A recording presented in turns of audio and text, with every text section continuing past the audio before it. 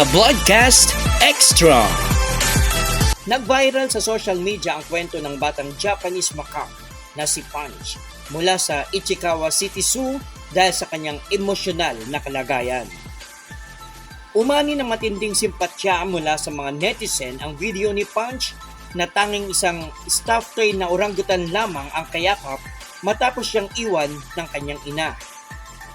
Nagdulot ng pag-aalala sa publiko ang isang footage kung saan makikitang tila dinidisiplina si Punch ng isang nakatatandang unggoy sa loob ng kanilang enclosure. Naglabas ng opisyal na pahayag ang Ichikawa City Zoo noong February 20 upang ipaliwanag ang natural na proseso ng integrasyon at ang katatagang ipinamamalas ng batang unggoy. Nagsimulang mag-viral si Punch dahil sa kanyang heartbreaking na sitwasyon. Ayon sa mga ulat, inabandona si Punch ng kanyang sariling ina dahil walang magulang na mayakap o mapagkunan ng init.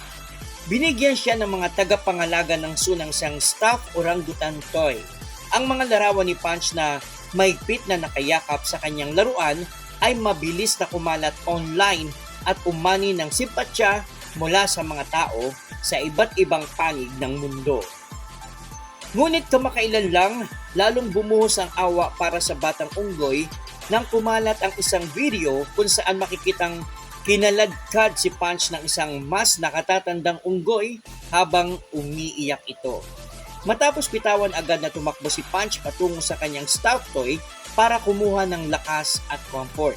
Maraming netizen ang nagpahayag ng kanilang pag-aalala at lungkot sa nasabing tagpo, lalo na tanging ang laruan lamang ang kanyang takbuhan. Dahil sa dami ng nag-alala, tumugon ang Ichikawa City Zoo noong February 20 upang dinawin ang nangyari. Ayon sa kanilang pahayag, ang nakitang aksyon ay bahagi ng social dynamics sa loob ng grupo ng mga unggoy. Ipinaliwanag pa ng zoo na ang unggoy na kumaladkad kay Punch ay malamang na ang nanay ng kalarong unggoy na kanyang nilapitan.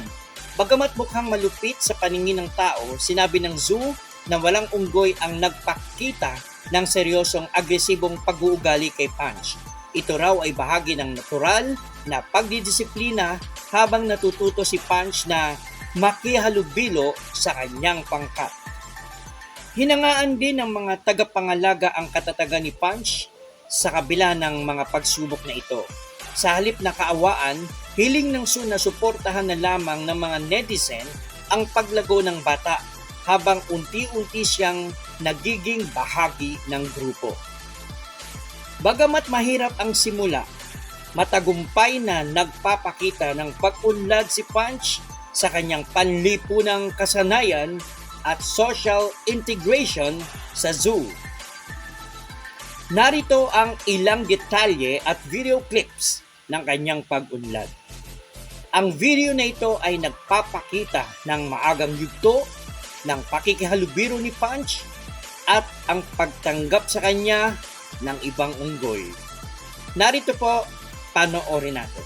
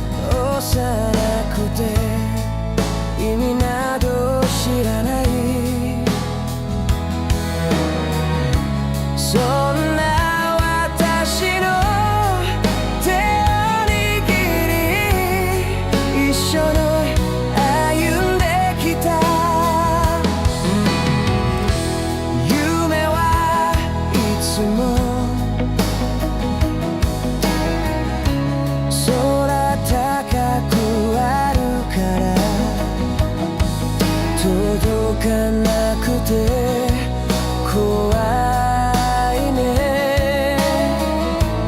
だけど追い続けるの、自分のストーリーだからこそ諦めたくない。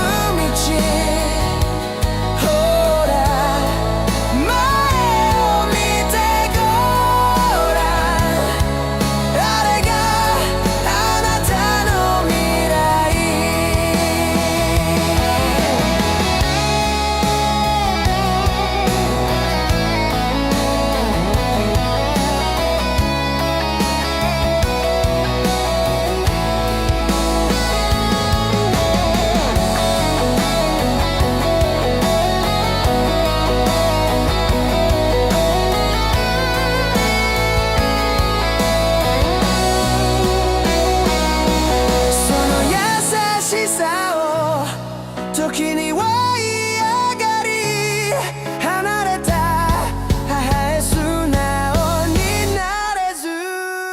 Unti-unti, sinusubukan niyang makihalubilo sa ibang unggoy. Hindi man agad siya tinanggap, hindi siya sumuko. Patuloy siyang lumalapit, patuloy siyang umaasa. Si Punch ay hindi lang isang viral na unggoy. Isa siyang paalala na lahat ng nilalang, maliit man o malaki, ay may puso.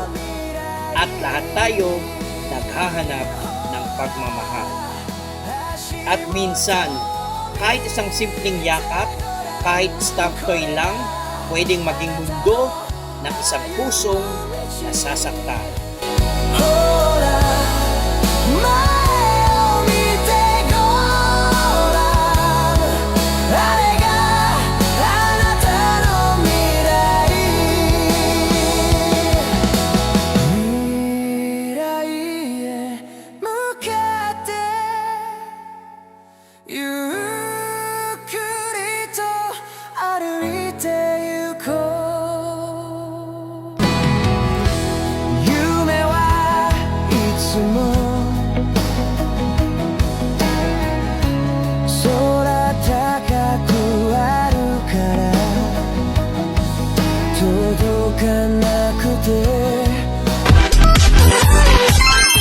The Broadcast, my official YouTube channel.